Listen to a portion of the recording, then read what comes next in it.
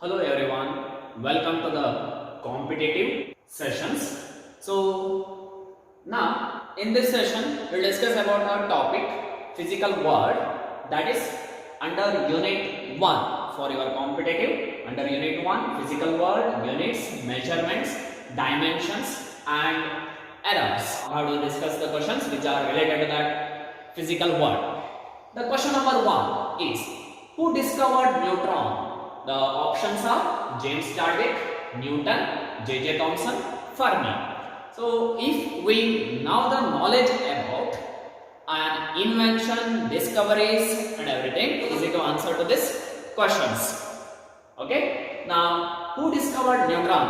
Of this, the answer is option A is the right answer. The James Chadwick is discovered the neutron. Next, we'll see the second question. Who discovered electron? Who discovered electron? The options are same. Who discovered electron? If we know the concept of discoveries, then we can easily say that the option C is correct answer. The J.J. Thomson discovered an electron. So these are the basic questions. If we know the knowledge about physics, we can easily answer to this question. So little bit tricky questions. This question is little bit tricky in that discoveries and invention itself. The question is like this: which of the following is not a contribution of Isaac Newton? We are already familiar with the name of Isaac Newton, right? So based on that, we can easily answer to the question: which of the following is not a contribution of Isaac Newton? Here we have to stress on two words. One is not a contribution and another one is the person, Isaac Newton. So we already familiar with some laws. In that only, which one is not a contribution of Isaac Newton? So the first one, we have to see one by one, the options. One by one, that is option A, law of cooling. So the obviously the name itself is say that Newton's law of cooling. Option A actually. The option B, Newton's laws of motion, that we already know. And law of gravitation, we will also call it as Newton's law of gravitation. And the option D is law of electromagnetic induction. So the law of electromagnetic induction is not a contribution of Sir Isaac Newton. So option D is correct answer for this question. Actually, the law of electromagnetic induction is given by the Faraday. We already know Michael Faraday. Faraday's law of electromagnetic induction. We'll move on to the next question. That is the question number 4. Who unified electricity, magnetism and optics? So the options are James Chadwick, James Clerk Maxwell, Albert Einstein, George Ohm. In these four options, who unified electricity? We already know the concept of an electricity, magnetism and optics. The one scientist unified all these branches of physics together with his equations theoretically, that is by the James Clerk Maxwell. Option B is the right answer. James Chadwick, no. Albert Einstein, no. George Ohm, no. The James Clerk Maxwell is a scientist, unified the electricity, magnetism and optics. Okay. Now we'll move on to the next question. The question 5. Question number 5 is, who gave the principle of buoyancy? So we also familiar with this. Who gave the principle of buoyancy? That is options are Galileo Galilei, Isaac Newton, Albert Einstein, Archimedes. So in this, option D is correct answer. Archimedes gives the principle of buoyancy. Question number 6 is strongest force in nature. This question is related to that fundamental forces in nature. So out of these four forces are fundamental forces in nature. Out of these four forces, which one is the strongest force in nature? So we already know the gravitation force, weak nuclear force, strong nuclear force, electromagnetic force. We have an idea about this. So that instead of this, the very strongest force in nature is strong nuclear force, the force which bonds the nucleons in a nucleus.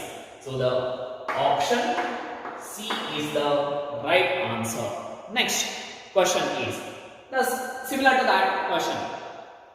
Instead of strongest force in nature, the weakest force in nature. Which one is weakest force in nature out of these four forces?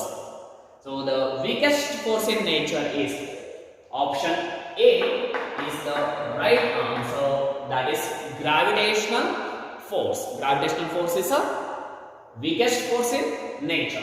Now let us see the next question. Electromagnetic force. Electromagnetic force is stronger than gravitational force. Yes, we are agree with that. Electromagnetic force is stronger than gravitational force.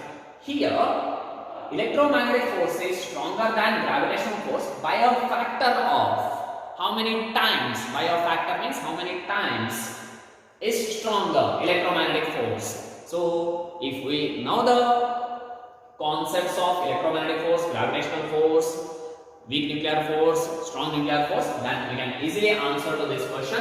So, keep it in your mind. The option C is the right answer. Electromagnetic force is 10 to the power of 36 times stronger than the gravitational force. Okay. Next question. Which among the following forces act over large distances? The options are gravitational force, electromagnetic force, both A and B. None of this. So little bit tricky options are there. So the both gravitational force and electromagnetic force are large distance forces. Therefore, the option C is the right answer. The both A and B are large distance forces. Next question is, steam engine works based on the principle of physics, technology and society. The questions are related to that topic under physical world itself. Steam engine works based on the principle of law of cooling, laws of motion, law of gravitation, laws of thermodynamics.